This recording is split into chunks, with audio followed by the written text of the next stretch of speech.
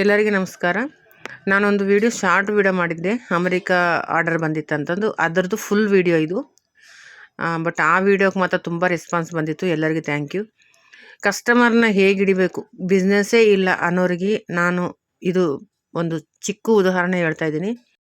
ನಿಮಗೆಲ್ಲರಿಗೂ ಗೊತ್ತು, ರಾಜಸ್ಥಾನಿ ಜನಗಳು ಎಲ್ಲಿ ನೋಡಿದ್ರೆ ಅವರೇ ಇದ್ದಾರೆ. ಪ್ರತಿಯೊಂದು ಊರಲ್ಲಿ ರಾಜಸ್ಥಾನಿ ಅವರಿದ್ದಾರೆ. ಅವರು ನಮಗೆ ಒಂದು ಮೆಸೇಜ್ ಕೊಡ್ತಾರೆ, ಬಟ್ ನಾವು ಆ ಮೆಸೇಜನ್ನು ತೊಗೊತಾ ಇಲ್ಲ. ನೀವು ಒಂದು ಸರ್ತಿ ಅಬ್ಸರ್ವ್ ಮಾಡಿರಿ ಅವ್ರನ್ನ. ಬೆಳಗ್ಗೆ 8 ಗಂಟೆಗೆ ಓಪನ್ ಮಾಡಿದ್ರೆ ರಾತ್ರಿ 10 ಗಂಟೆ 10:30 11 ಆದರೆ ಕೂಡ ಅಂಗಡಿ ಬಿಟ್ಟು ಕದಲಲ್ಲ ಅವರು. ಅವ್ರ ಅಣ್ಣನೋ ತಮ್ಮನೋ ಯಾರೋ ಒಬ್ಬರು ಕವರ್ ಮಾಡ್ಕೊತಾ ಇರ್ತಾರೆ. ಹಾಗೆ ಪೂಜಾ ಪುನಸ್ಕಾರ ಅದರಲ್ಲಿ ನಂಬರ್ 1 ಇರ್ತಾರೆ. ಯಾವಾಗ ನೋಡಿದ್ರೆ ನಿಂಬೆಹಣ್ಣು ತೊಗೊಂಡ್ರೆ ನದರು ತೆಗಿತಾ ಇರ್ತಾರೆ, ದೃಷ್ಟಿ ತೆಗಿತಾ ಇರ್ತಾರೆ. ಮತ್ತು ಅಂಗಡಿ ಮುಂದೆ ಕಲ್ಲುಗಳು, ಅದೇನೋ ಉಪ್ಪಿನದು ಕಲ್ಲು ಅದು ಇದು ಕಟ್ತಾ ಇರ್ತಾರೆ. ಯಾಕಂದರೆ ಬಿಸ್ನೆಸ್ನ ಇಡಬೇಕು ಅನ್ನೋದೊಂದು ಟೆಕ್ನಾಲಜಿ ಅವ್ರ ಹತ್ರ ಇದೆ. ನಾವು ಕಲಿಬೇಕು ಅವ್ರನ್ನ ನೋಡಿ, ಬಟ್ ನಾವು ಕಲಿತಾ ಇಲ್ಲ. ನಾವು ಯಾಕೆ ಕಲಿತಾ ಇಲ್ಲ ಹೇಳಿ? ಏನೋ ನಮ್ಗೆ ಗೊತ್ತಿಲ್ಲ. ನಾವೆಲ್ಲ ಕರ್ನಾಟಕ ಜನಗಳೇ ಬಂತು, ನಾವು ಅವ್ರ ಮುಂದೆ ನಾವು ಏನೂ ಮಾಡೋಕ್ಕಾಗಲ್ಲ. ಅಷ್ಟು ಇಂಪ್ರೂವ್ಮೆಂಟ್ ತೊಗೊಂಡಿದ್ದಾರೆ ಅವರು, ಅಷ್ಟೊಂದು. ಸರಿನಾ? ನಮ್ಗೆ ಬಿಸ್ನೆಸ್ ಇಲ್ಲ ಅನ್ನೋ ಬದಲು ನಾವು ಬಿಸ್ನೆಸ್ ಹೇಗೆ ಬೆಳೆಸಬೇಕು, ಇದನ್ನು ಹೇಗೆ ಮುಂದೆ ತೊಗೊಂಡು ಹೋಗ್ಬೇಕು ಅನ್ನೋದು ಥಿಂಕ್ ಮಾಡಬೇಕು.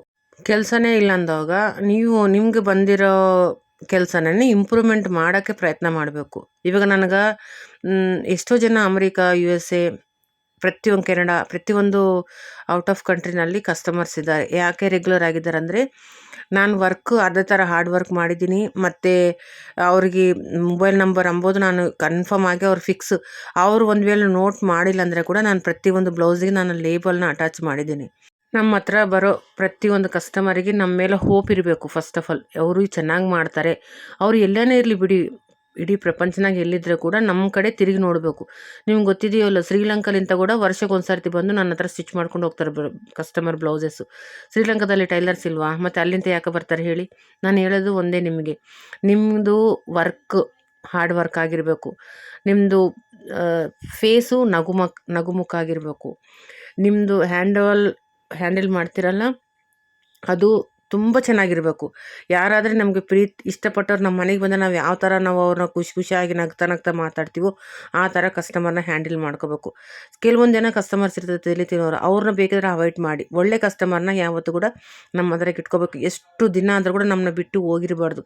ಆ ಥರ ಥಿಂಕಿಂಗ್ ಮಾಡಬೇಕು. ನಿಮ್ಗೆ ವರ್ಕ್ ಬಂದಿಲ್ಲನ ಹಾರ್ಡ್ ವರ್ಕ್ ಮಾಡಿ, ನೈಟು ಹಗಲು ಕಷ್ಟ ಬಿದ್ದನ ಸರಿ. ನಿಮ್ಗೆ ಯಾವುದೇ ಬ್ಲೌಸ್ ಬಂದಿಲ್ಲ ಅಂದ್ರೆ ಕಷ್ಟಪಟ್ಟು ಕಲೀರಿ ಫಸ್ಟು. ನೀವು ಕಲಿತ್ರೆ ನೋಡ್ರಿ, ಸಾಧನ ಮಾಡಿದ್ರೆ ಅಸಾಧ್ಯ ಎಂಬುದು ಯಾವುದೂ ಇಲ್ಲ. ನಾನು ಇವೆಲ್ಲನೂ ನಿಮಗೆ ಯಾಕೆ ಹೇಳ್ತಾ ಇದ್ದೀನಿ ಅಂದರೆ, ನಿಮ್ಮದಲ್ಲಿ ಕೂಡ ಇಂಪ್ರೂವ್ಮೆಂಟು ಬರಲಿ, ನೀವು ಕೂಡ ಮುಂದೆ ಬರಲಿ. ನೀವು ಕೂಡ ಒಂದು ಇಷ್ಟಂತೂ ದುಡ್ಡು ಸಂಪಾದನೆ ಮಾಡಿದ್ರೆ ನಮ್ಗೆ ನೋಡ್ರಿ ಹಿಂಗೆ ಟೈಲರ್ ಲೈಫು ಅವ್ರು ಮೇಡಮ್ ಚೆನ್ನಾಗಿ ಹೇಳಿದ್ರು, ಅಮ್ಮ ಚೆನ್ನಾಗಿ ಹೇಳಿದ್ರು. ಅಮ್ಮ ಅಂತಿರಲ್ವ, ಹೋಗಲಿ, ನನ್ನ ಮಕ್ಕಳಿಗೆ ನಾನು ಹೇಳ್ತಾ ಇದ್ದೀನಿ ಅಂದ್ಕೊಳ್ಳಿ. ನೀವು ನನ್ನ ಮಕ್ಕಳನ್ನು ತಿಳ್ಕೊತಾ ಇದ್ದೀನಿ, ಓಕೆ? ಯಾಕಂದರೆ ಸ್ವಲ್ಪ ಸೀನಿಯಾರಿಟಿ ಜಾಸ್ತಿ ಇದೆ ನನಗೆ, ಅದಕ್ಕೆ ನಾನು ನಿಮಗೆ ತಿಳಿಸಿ ಹೇಳ್ತಿರೋದು. ಪ್ರತಿಯೊಂದು ಕಸ್ಟಮರ್ ಮನಸ್ಸಲ್ಲಿ ನೀವು ಇರಬೇಕು. ನೀವು ಅದೇ ಥರ ವರ್ಕ್ ಮಾಡಬೇಕು. ಅವ್ರು ಒಂಚೂರು ಲೂಸು ಟೈಟ್ ಅಂದರೆ ಕೂಡ ಅದನ್ನು ನಾನು ಮಾಡಿಕೊಡ್ತೀನಿ ಅನ್ನೋ ಭರೋಸೆ ನೀವು ಅವ್ರಿಗೆ ಕೊಡಬೇಕು. ಕಸ್ಟಮರ್ ಬರಲ್ಲ ಅನ್ನೋ ಥಿಂಕೇ ಮಾಡಬಾರ್ದು. ಯಾಕಂದರೆ ನೆಗೆಟಿವ್ ಥಿಂಕನ್ನು ಮೈಂಡಿಂದ ತೆಗೆದಾಕಿ, ಪಾಸಿಟಿವ್ ಥಿಂಕನ್ನು ಮಾತ್ರ ಮೈಂಡಲ್ಲಿ ಇಟ್ಕೊಳ್ಳಿ. ನಾನು ಹೇಳೋದು ಸತ್ಯ. ಎಲ್ಲ ಮಕ್ಕಳಿಗೆ, ನನ್ನ ಸಿಸ್ಟರ್ಸಿಗೆ, ನನ್ನ ಮಕ್ಕಳಿಗೆ, ನಾನು ಏನಂತ ಕರಿತೀರೋ ಗೊತ್ತಿಲ್ಲ, ಬಟ್ ನಾನಾದರೆ ನನ್ನ ಮನಸ್ಸಲ್ಲಿ ಅದೇ ತಿಳ್ಕೊಂಡಿನಿ.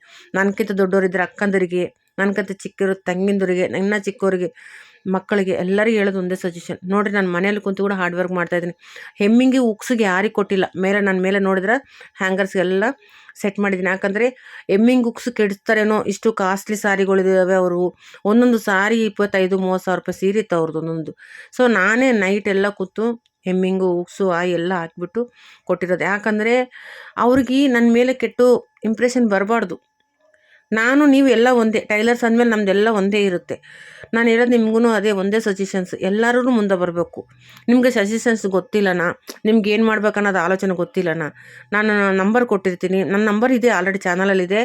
ಮತ್ತು ಕಾಮೆಂಟು ಮಾಡ್ಬೋದು. ನನಗೆ ಕಟಿಂಗ್ ಬರ್ತಾ ಇಲ್ಲಮ್ಮ, ನನಗೆ ತೋರಿಸ್ರಿ, ನಾನು ತೋರಿಸ್ತೀನಿ. ನಾನು ಹೇಳ್ತಾ ಇದ್ನಲ್ಲ, ನಾನು ಯಾವತ್ತು ತೋರಿಸ್ತೀನಿ. ನಿಮಗೆ ಯಾವುದೂ ಇಲ್ಲ ಅಂತ ಹೇಳಲ್ಲ. ನಾನು ಮಾಡಿಕೊಡ್ತೀನಿ, ನಾನು ತೋರಿಸ್ಕೊಡ್ತೀನಿ. ಪ್ರತಿಯೊಂದು ಕಾಮೆಂಟಿಗೂ ಆನ್ಸರ್ ಮಾಡ್ತೀನಿ ನಾನು. ಯಾಕೆ ನನಗೆ ಎಷ್ಟು ಕೆಲಸ ಇದ್ರೂ ಬಿಡ್ತೀನಿ. ಯಾಕಂದರೆ ಒಂದು ಜನಸೇವೆ ಜನಾರ್ದನ ಸೇವಾ ನನ್ನ ಮನಸ್ಸಲ್ಲಿ ಅದು ಅಂದ್ಕೊಂಡಿದ್ದೀನಿ. ಯಾಕಂದರೆ ನನ್ನ ವಿದ್ಯೆ ನಾನೊಬ್ಬಳು ತೊಗೊಂಡೋದ್ರೆ ನನಗೇನು ಸಿಗುತ್ತೆ? ನಿಮ್ಗೆ ಹಂಚಿದ್ರೆ ಪುಣ್ಯ ಸಿಗುತ್ತೆ. ಇದೊಂದು ವಿದ್ಯಾದಾನ ಕನ್ಫರ್ಮ್ ಮಾಡಲೇಬೇಕು ನಾನು. ನಿಮ್ಲಿಂತ ನಾನೇನು ತೊಗೊಳಲ್ಲ. ನಿಮ್ಲಿಂತ ಎಕ್ಸ್ಪೆಕ್ಟೇಷನ್ಸ್ ಇರೋದು ಒಂದು ಲೈಕು, ಒಂದು ಕಾಮೆಂಟು, ಇಷ್ಟೇ. ಇದೇ ಗುರುದಕ್ಷಿಣೆ ನಿಮ್ಮದು, ಸರಿನಾ? ಯಾವುದೇ ಬಿಸ್ನೆಸ್ ಬಂದಿಲ್ಲ ಅನ್ನೋದು ನೆಗೆಟಿವ್ ಥಿಂಗ್ಸ್ನ ತೆಗೆದುಬಿಟ್ಟು ಪಾಸಿಟಿವ್ ಥಿಂಗ್ನ ಮೈಂಡಲ್ಲಿ ಇಟ್ಕೊಂಡು ಹಾರ್ಡ್ ವರ್ಕ್ ಮಾಡಿರಿ. ಹಾರ್ಡ್ ವರ್ಕ್ ಮಾಡಿದ್ರೆ ಕಟಿಂಗ್ ಯಾರನ್ನ ಕಸ್ಟಮರ್ ನಮ್ಗೆ ಏನೇನು ಕೊಟ್ಟಿರ್ತಾರೆ, ಅದನ್ನು ಹೆಂಗೆ ಮಾಡಬೇಕು ಗೊತ್ತಿಲ್ಲ. ಒಂದು ಸರ್ತಿ ನನಗೆ ಹೇಳ್ರಿ, ವಾಟ್ಸಪ್ಪಲ್ಲಿ ಮೆಸೇಜ್ ಹಾಕಿ, ಇಲ್ಲ ಕಾಮೆಂಟ್ ಮಾಡಿ, ಅಮ್ಮ ನನಗಿದು ಬರ್ತಾ ಇಲ್ಲ, ನಾನು ಯಾವ ಥರ ಮಾಡಬೇಕು, ನಿಮ್ಮ ಸಲ ನಾನು ಎನಿ ಟೈಮ್ ರೆಡಿ ಇರ್ತೀನಿ, ಮಾಡಿಕೊಡ್ತೀನಿ. ನನಗೆ ಹೇಳ್ತೀನಿ, ನನಗೇನೋ ಸೋಷಿಯಲ್ ಮೀಡಿಯಲ್ಲಿ ದೊಡ್ಡ ಇದಾಗ್ಬೇಕಂತಿಲ್ಲ, ಬಟ್ ಅಟ್ಲೀಸ್ಟ್ ನನ್ನಿಂದ ಹೆಣ್ಮಕ್ಳು ಮನೆಗಿದ್ದು ಏನೋ ಒಂದು ಅವ್ರ ಕಾಲ ಮೇಲೆ ಅವ್ರು ಸ್ಟ್ಯಾಂಡರ್ಡ್ ಆಗ್ತಾರಂದರೆ, ನನಗಂತೂ ಹೆಣ್ಮಕ್ಳಿಲ್ಲ, ನನ್ನ ಸೊಸೆಂದರೆ ನನ್ನ ಮಕ್ಕಳು, ನನ್ನ ಮೊಮ್ಮಕ್ಕಳೇ ನನ್ನ ಮಕ್ಕಳು ಅಂತ ತಿಳ್ಕೊಂಡು ನಾನು ಇದು ಮಾಡ್ತೀನಿ. ಪ್ರತಿಯೊಂದು ಹೆಣ್ಮಗಳಿಗೆ ಹೆಲ್ಪ್ ಮಾಡೋದು ಅನ್ನೋದು ಮೈಂಡಲ್ಲಿ ಒಂಥರ ಫಿಕ್ಸು. ನಾನು ಟೈಲರಿಂಗ್ ಕಲಿಸ್ಬೇಕಾದ್ರೆ ಮಿನಿಮಮ್ 5,000 ಮೇಲೇ ಟೈಲರಿಂಗ್ ಕ್ಲಾಸಸ್ ಅಂದರೆ ಹುಡುಗಿಯರಿಗೆ ಹೇಳ್ಕೊಟ್ಟಿದ್ದೀನಿ, ಕ್ಲಾಸಸ್ ಮಾಡಿದ್ದೀನಿ ಆಲ್ರೆಡಿ. ಬಟ್ ಇವಾಗ ಆಗ್ತಾಯಿಲ್ಲ, ಯಾಕಂದರೆ ಸುಸ್ತಾಗ್ತಾಯಿದೆ. ಸುಮ್ಮನೆ ಅವ್ರು ಕೂಡ ಆನ್ಲೈನ್ ಕ್ಲಾಸಸ್ ಮಾಡಬೇಕಂತಲೇ ಪ್ಲ್ಯಾನ್ ಮಾಡ್ತಾಯಿದ್ದೀನಿ. ಏನೋ ಒಂದು ಮಾಡಿ ಆನ್ಲೈನ್ ಕ್ಲಾಸಸ್ ಮಾಡಬೇಕು, ರೆಗ್ಯುಲರಾಗಿ ಅವ್ರು ಇಂಟ್ರೆಸ್ಟ್ ತೊಗೊಂಡು ನೋಡ್ತಾರೆ. ಯಾಕಂದರೆ ಯೂಟ್ಯೂಬಲ್ಲಿ ಫ್ರೀ ಅಲ್ವಾ, ಬಿಡು ಅರ್ಧ ನೋಡಿ ಅರ್ಧ ಬಿಟ್ಬಿಡ್ತಾರೆ. ಅದೇ ಕಾಸು ಕೊಟ್ಟು ನೋಡಿದ್ರೆ, ಅಯ್ಯೋ ನಾನು ಮಾಡೇಬೇಕು, ನಾನು ಕಲೀಲೇಬೇಕನ್ನೋ ಉಲ್ಲಾಸ ನಿಮ್ಮ ಹತ್ರ ಬರುತ್ತಲ್ವ, ಅದನ್ನು ಥಿಂಕ್ ಮಾಡ್ತಾಯಿದ್ದೀನಿ. ನೋಡೋಣ, ಒಂದು ವೇಳೆ ಅಂದರೆ ಒಂದು 15 ಜನಕ್ಕೆ, ಒಂದು 20 ಜನಕ್ಕೆ ಆನ್ಲೈನ್ ಕ್ಲಾಸಸ್ ಮಾಡ್ಬೋದೇನೋ. ಮಾಡಿದ್ರೆ ಒಂದು ವೇಳೆ ಕನ್ಫರ್ಮ್ ಆಗಿ ನಿಮ್ಗೆ ತಿಳಿಸ್ತೀನಿ. ಇನ್ನೊಂದು ಏನಂತಂದರೆ, ನಾನು ಲೈವಲ್ಲಿ ಬರ್ತೀನಿ. ನಾನು ಮುಂದೆ ಹೇಳ್ತೀನಿ, ಲೈವಲ್ಲಿ ಯಾವತ್ತು ಬರ್ತೀನಿ ಅಂದರೆ 1 ಡೇ ಬಿಫೋರ್ ನಾನು ಅನೌನ್ಸ್ ಮಾಡಿರ್ತೀನಿ ನಿಮಗೆ. ನೀವು ಲೈವಲ್ಲಿ ಬಂದರೆ ಕೂಡ ನಿಮ್ಗೆ ಏನೇನು ಡೌಟ್ಸ್ ಇದ್ದರೆ ನನ್ನ ಹತ್ರ ಡೈರೆಕ್ಟಾಗಿ ಕೂಡ ನೀವು ಕಾಮೆಂಟ್ ಮಾಡಿದ್ರೆ ನಾನು ಆನ್ಸರ್ ಮಾಡ್ತಾ ಹೋಗ್ತೀನಿ. ಇದು ಕೂಡ ಅದನ್ನು ಮಾಡಬೇಕಂತ ಪ್ಲ್ಯಾನ್ ಮಾಡಿದ್ದೀನಿ, ಸರಿನಾ? ಯಾವುದೇ ಕಾರಣಕ್ಕೆ ಇಂದ ಹೆಜ್ಜೆ ಹಾಕಕ್ಕೆ ಹೋಗ್ಬೇಡ್ರಿ. ಯಾಕಂದರೆ ನೀವು ಸ್ಟ್ಯಾಂಡರ್ಡ್ ಇದ್ದರೆ ನಿಮ್ಮ ಫ್ಯಾಮಿಲಿ ಸ್ಟ್ಯಾಂಡರ್ಡ್. ಮನೆಗೆ ಯಾರು ಲಕ್ಷ್ಮಿ ಅಂದರೆ ಒಂದು ಹೆಣ್ಮಗಳೇ. ಗಂಡ್ಮಕ್ಳು ಅವ್ರು ಏನಾಗ್ತದೆ ಅವ್ರದ್ದು ಜವಾಬ್ದಾರಿ ಅವ್ರು ನಿಭಾಯಿಸ್ಕೊಂಡು ಹೋಗ್ತಾ ಇರ್ತಾರೆ. ಕೆಲವೊಂದು ಜನಗಳು ಗಂಡಸರು ಅದೇ ಗಂಡ್ಮಕ್ಳು ಅವ್ರ ಜವಾಬ್ದಾರಿನ ನಿಭಾಯಿಸ್ತಾರೆ. ಕೆಲವೊಂದು ಗಂಡ್ಮಕ್ಳು ಅವ್ರ ಜವಾಬ್ದಾರಿನ ನಿಭಾಯಿಸಿದ್ರೇ ಪರವಾಗಿಲ್ಲ, ನಿಭಾಯಿಸಿಲ್ಲ ಅಂದ್ರೂ ಪರವಾಗಿಲ್ಲ. ನಿಮ್ದೇನಾದ ನೀವು ಸ್ಟ್ಯಾಂಡರ್ಡ್ ಆಗಿರಿ. ಯಾಕಂದರೆ ಒಂದು ಹೆಣ್ಮಗಳಲ್ಲಿ ಒಂದು ಲಕ್ಷ್ಮಿ, ಒಂದು ಕಾಳಿ, ಒಂದು ಧನಲಕ್ಷ್ಮಿ, ಧಾನ್ಯಲಕ್ಷ್ಮಿ, ಸಂತಾನಲಕ್ಷ್ಮಿ, ಇಷ್ಟೊಂದು ಲಕ್ಷ್ಮಿ, ಅಷ್ಟಲಕ್ಷ್ಮಿಗಳು ಒಂದು ಹೆಣ್ಮಗಳಲ್ಲಿ ಇರ್ತಾರೆ, ಗೊತ್ತಿಲ್ಲ. ಸಿಟ್ಟು ಬಂದಾಗ ಕಾಳಿ ಮಾತಾಗಿಬಿಡ್ತಾರೆ, ಪ್ರೀತಿ ಬಂದಾಗ ಸಂತಾನ ಲಕ್ಷ್ಮಿ ಆಗ್ತಾರೆ. ಈ ಥರ ನೀವು ಪ್ರತಿ ಒಂದದಕ್ಕನೋ ಹಿಂದೆ ಜಾಗ್ಲಾರ್ದಾಗ ಮುಂದೆ ಹೋಗಿ ನಮ್ಮದು ಕೆಲಸ. ಇವಾಗ ನನಗೆ ಯಾರು ಬೇಡ ಅಂತಾರೆ ಹೇಳಿ? ನಾನು 3 ಜನ ಮಕ್ಕಳು, ಗಂಡು ಮಕ್ಕಳು. ಅಮ್ಮ ನಿನ್ನ ಮನೆಗಿರಂತಾರೆ, ಯಾಕಿರಲ್ಲ? ಮಾಡಬೇಕು.